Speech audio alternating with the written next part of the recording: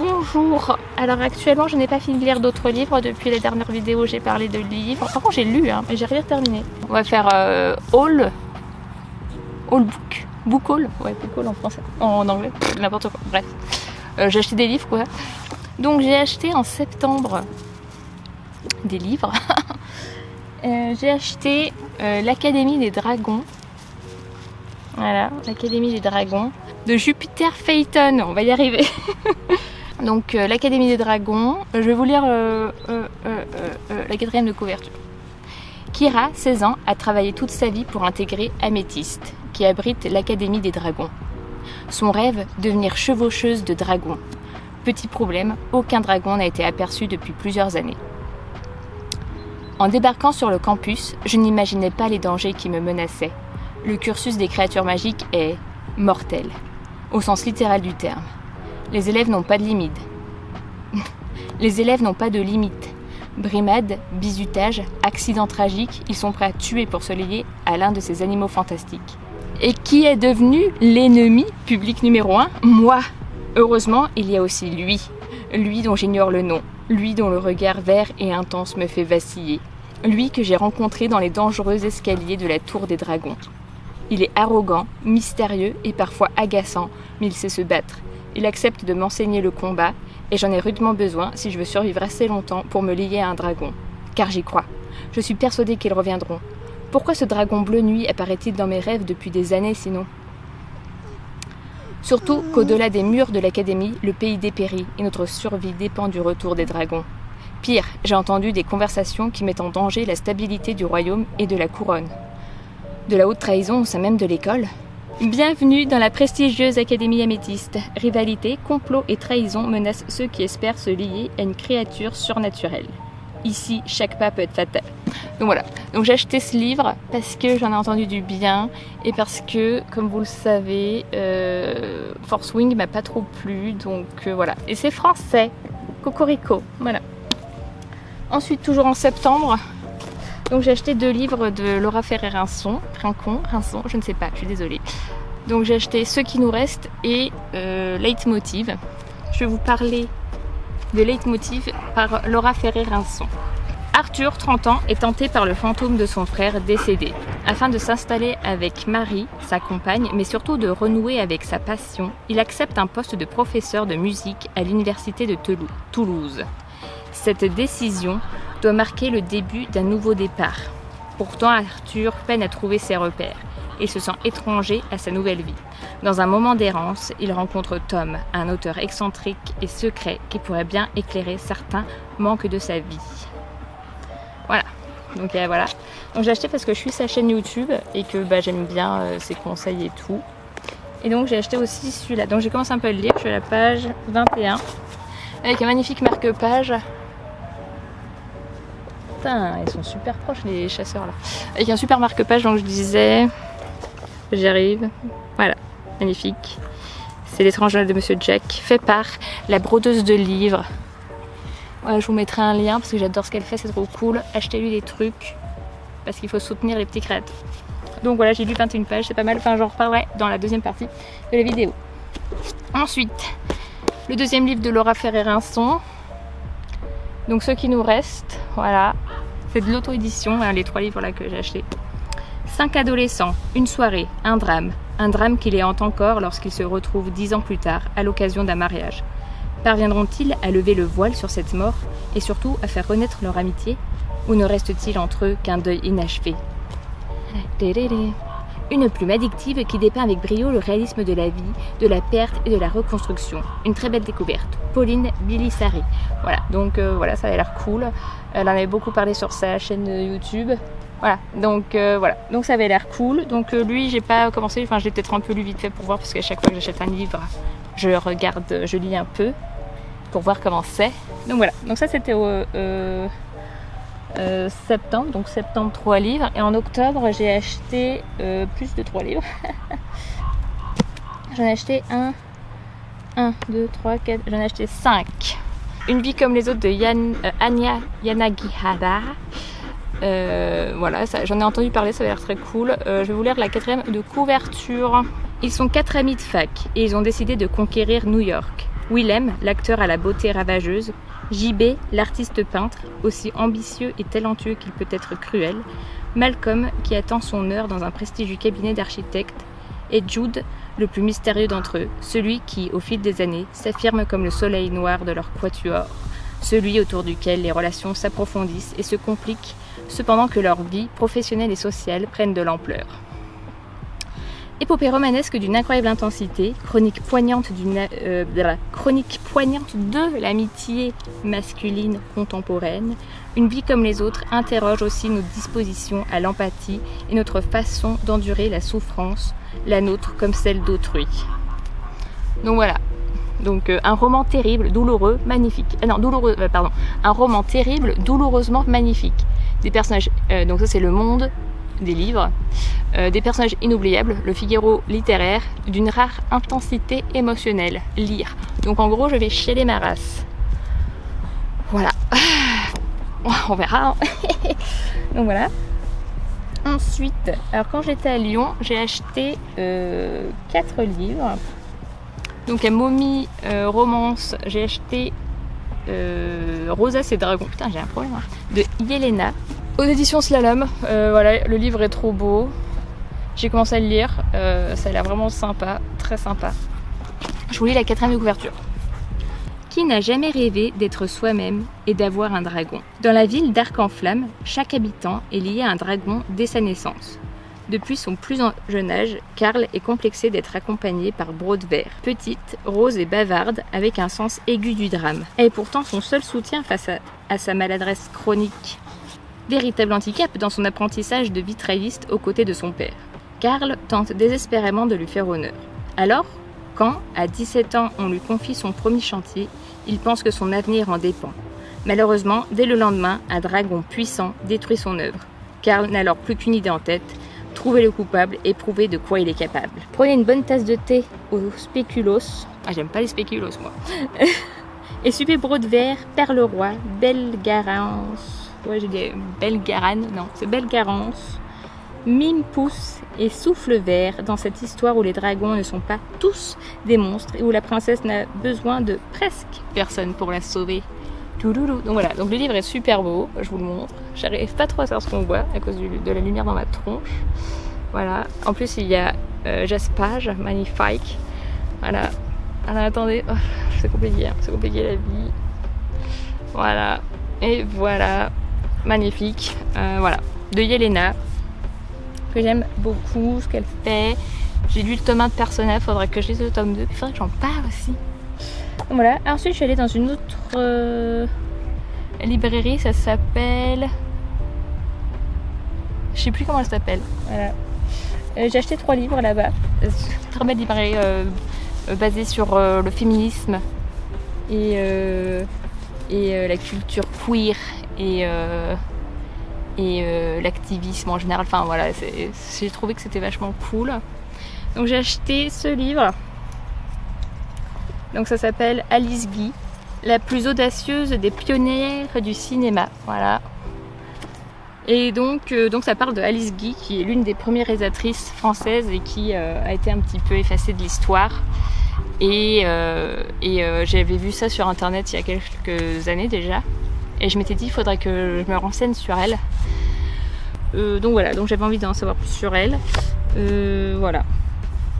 Je vais pas vous lire la 4e de couverture parce que c'est long et que voilà. Ensuite j'ai acheté... Alors je crois que ce livre c'est Jeannot ce livre qui en avait parlé sur sa chaîne.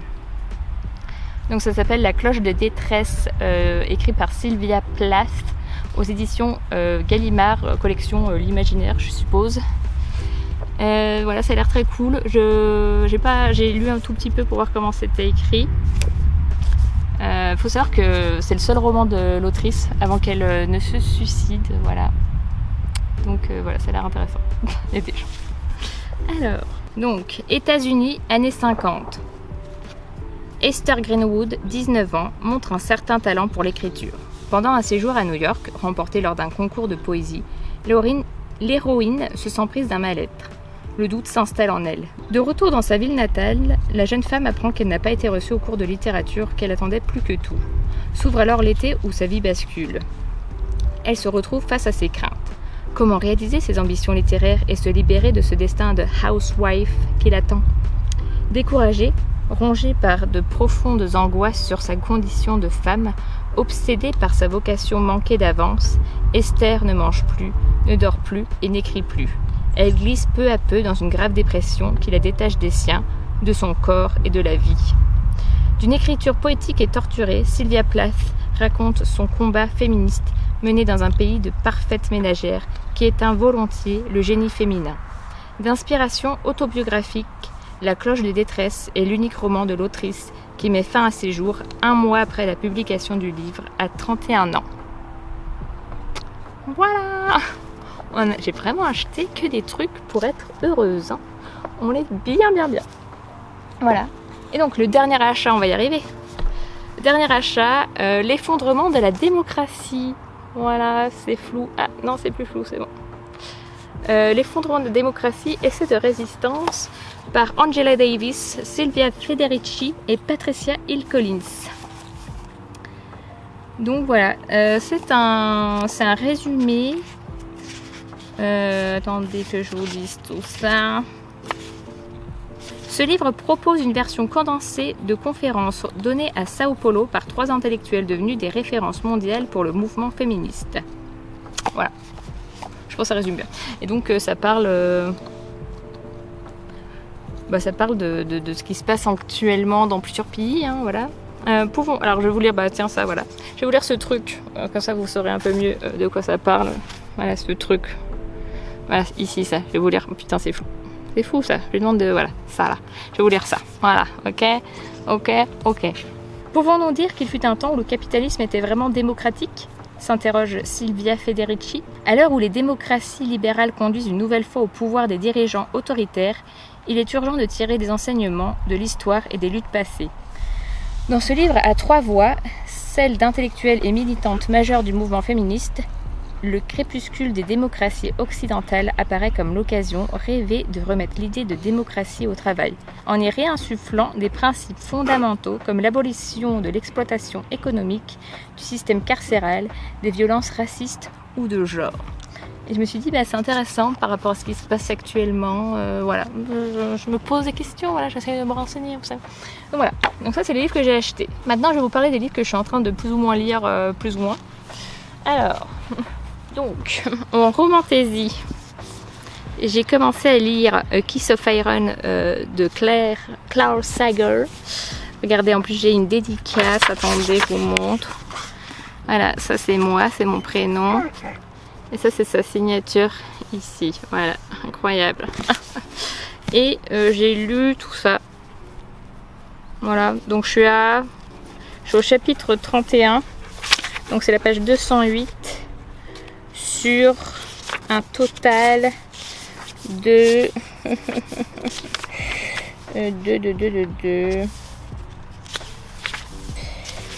562 pages. Voilà, c'est un petit pavé quand même. Donc j'ai mis en pause. Alors en fait, ce qui s'est passé, c'est que j'ai commencé à le lire au mois de juin. Je venais de terminer Force Wing. Et au début c'était sympa et tout, et puis au bout d'un moment ça m'a un peu saoulée. Parce que je pense que je faisais un peu une overdose du style, tu vois ce que je veux dire. Et donc j'ai mis en pause, mais... Ah oui, il faut que je vous montre. Ça c'est mon magnifique marque-page qui a été fait, je sais pas s'il est encore en vente. Je crois que c'était à l'occasion du... Enfin, en tout cas ce qui est sûr c'est que c'était à l'occasion de la dédicace de Claire Sager à Annecy. Mais voilà, il est trop beau, n'est-ce pas? Comme la couverture de ce livre. Comme le jaspage de ce livre. D'ailleurs, il y a une petite annotation, là, comme vous pouvez le voir. Et là, c'est le chapitre 25. Et juste parce que le chapitre 25 existe, je pense que j'irai au bout de cette lecture. Donc en gros, ça parle de quoi? Je vais vous lire le 4e de couverture. Ça fait longtemps que je n'ai pas souffert en essayant de lire correctement, mon Dieu. Au jeu des intrigues de cour, la moindre manœuvre peut s'avérer fatale. Une chose est sûre, l'amour n'a pas sa place sur l'échiquier. Au royaume d'Albion, la cour est en ébullition. Les Faez se montrent pour la première fois depuis des siècles. Loin de la capitale, Kat, une noble désargentée, se livre au vol de grands chemins pour survivre. Quand elle est convoquée par la couronne, elle craint le pire. Étrangement, ce n'est pas une condamnation qui l'attend au palais, mais un marché lucratif. Lord Cavendish, bras droit de la reine, a besoin d'une espionne afin de découvrir les intentions de la délégation Fae. Pour cela, Kat doit séduire l'un des leurs. Bastian Marwood est beau et sans pitié. C'est aussi un Fae que Kat a détroussé. Contre toute attente, il ne la dénonce pas. Il semble même charmé. Mais les apparences sont trompeuses. Et si Kat veut accomplir sa mission, il lui faudra maîtriser le jeu cruel des intrigues politiques. Donc je l'ai mis en pause, mais je pense que je vais le reprendre, je sais pas quand. Celui-là, j'ai presque terminé. C'est Les choses s'arrangent, mais ça ne va pas mieux de Kate Atkinson aux éditions Le Livre de Poche. C'est les aventures de Jackson Brody. Jackson Brody, donc détective privé. Et donc là c'est le deuxième tome. Le premier tome c'est Souris Bleue. Je sais pas s'il est encore en vente. Et c'est très sympa. Je trouve que ça fait un peu cozy mystery, dans le sens que ouais, il y a un mystère et tout. Ouais, donc il y a le mystère, mais il y a surtout les relations des personnages. Et puis il y a beaucoup d'humour aussi. Enfin c'est marrant. Enfin c'est un humour un peu noir peut-être. Il y a une série qui est trop cool avec Jason Isaac qui est connu pour le rôle de Lucius Malfoy surtout. Bon, il a fait aussi Capitaine Crochet dans Peter Pan là de... Je crois que c'était en 2008 qu'il est sorti il me semble. Bref, donc ça c'est le tome 2, c'est super cool, j'aime beaucoup. J'en suis à la page, je suis au chapitre 24, page 268 sur un roman qui fait 540 pages, voilà. Donc voilà, genre, ça fait tout ça, vous voyez. Donc voilà, ça c'est tout ce que j'ai lu et ça c'est ce qui me reste à lire. En parallèle, je lis Son odeur sous la pluie de, comment il s'appelle, Cédric Sapin de Four aux éditions Stock. Oui, aux éditions Stock. Alors je le lis un peu par petits passages parce que en fait ça parle du deuil quand on perd un animal de compagnie, en l'occurrence un chien. Il raconte les débuts quand il l'a adopté et puis il raconte la fin. Donc bon, la fin je ne sais pas encore heureusement. Mais déjà rien que le préambule ça m'a mis mal. Et bon, il y a des passages où il parle d'anciens chiens qu'il a eus et qui ont mal terminé quoi. Dont l'un qui a eu un cancer et bon il a dû le faire piquer donc bon c'était pas facile. Voilà. Donc moi j'avais envie de lire ce livre parce qu'en début d'année, fin de cette année en janvier, on a perdu notre chienne, qui avait 12 ans. Ouais, 12 ans, ouais. 12 ans et demi même. Et voilà, donc bref, j'avais un peu envie de voir ce que d'autres gens ressentent et tout ça. J'aime bien, mais alors le style d'écriture est un peu spécial. Et puis des fois, il partage un peu certaines de ses opinions que je partage pas forcément avec lui. Enfin bon, je trouve intéressant qu'il aille un peu sur tous les sujets parce que quand tu écris un livre, tu sais que tu vas être lu par des gens. Et donc c'est quand même bien de parler de trucs, enfin de prendre un sujet, d'essayer de voir tous les angles de ces derniers. Donc voilà. Voilà, le style d'écriture un peu spécial, donc je disais, j'aime pas trop, c'est écrit à la première personne, bon ça c'est pas le problème, mais c'est surtout ouais, le style qui est un peu, c'est entre le soutenu et le familier, donc des fois je suis un peu en mode ouais, enfin voilà, pour l'instant c'est sympa, hein, je pense que je vais le terminer, et voilà, et après je le rendrai à mon frère, parce que c'est lui qui m'a pris. Voilà, donc voilà, donc Rosas et Dragon, donc j'en ai parlé un petit peu tout à l'heure. Voilà, je l'ai acheté début octobre. Donc c'est une cozy fantasy.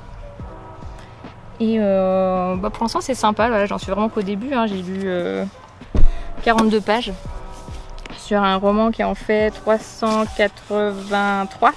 Et donc voilà, donc pour l'instant j'aime bien. J'aime bien l'ambiance un petit peu poupie. Non, je sais pas comment on dit en français normal. L'ambiance mignonne, voilà, c'est mignon. Voilà, surtout que, bon, aujourd'hui il fait méga beau, mais il faut savoir que dans la région où je vis, surtout dans mon petit patelin, on a tendance à avoir 6 jours de pluie et 1 jour de beau temps. Et moi, je vis très mal ce temps, donc j'aime bien lire des trucs un peu mignons comme ça. En plus, regardez, c'est trop beau. J'ai déjà dit tout à l'heure, mais je leur dis. Pour être contente. Avec un autre marque-page de la brodeuse de livres, j'aime trop ce qu'elle fait. Voilà, c'est pas sponsorisé, hein, c'est moi qui ai acheté ça parce que je perds tous mes marque-pages ou qui finissent tous en lambeaux, voilà. Quand c'est en carton, Carton un peu épais, ils survivent un peu plus longtemps, mais bon, généralement, ils finissent mal, quoi. Puis ils finissent à la poubelle. Et là, c'est des cartes, oui, donc pour la petite parenthèse, ce sont des marque-pages brodés, voilà, ils sont en tissu. Vous voyez, ils sont en tissu et donc ils sont increvables, voilà. Donc voilà, bon, il y a des petits fils, il faudrait que je les coupe, mais bon, voilà, c'est très bien. Et enfin, la saga de la Nouvelle-Orléans. Voilà, j'en ai parlé dans ma vidéo d'octobre. Donc je continue à lire ça. Et donc voilà, donc on est sur Thomas Jagger Lynch. Donc on est sur une histoire d'amitié, une histoire de famille, les relations toxiques dans la famille, mariage forcé, statut social, il y a quoi comme thème, trouver sa place dans la société. Voilà, bon pour l'instant j'ai que commencé, hein, je suis vraiment au tout début, je suis à la page 43 sur un roman qui en fait 616, voilà, donc 43 sur 616, on est en tout début. Voilà, pour l'instant j'aime bien, mais comme j'avais dit, voilà, vu qu'actuellement il fait froid, il fait moche et que moi ça me pèse sur le moral, j'aime bien lire des trucs un peu plus légers, voilà. Bon bah sur cette fin de vidéo complètement chaotique, merci d'avoir regardé, voilà, je parle dans le micro, j'espère que ça part pas trop fort, voilà. Je voulais vous dire quoi, ah merci pour les nouveaux venus, c'est trop cool, voilà, on était 21 quand j'ai repris ma chaîne, maintenant on est 23. Si vous avez aimé cette vidéo, voilà, vous pouvez mettre un like. Voilà, c'est trop cool. Allez, à bientôt pour de nouvelles aventures.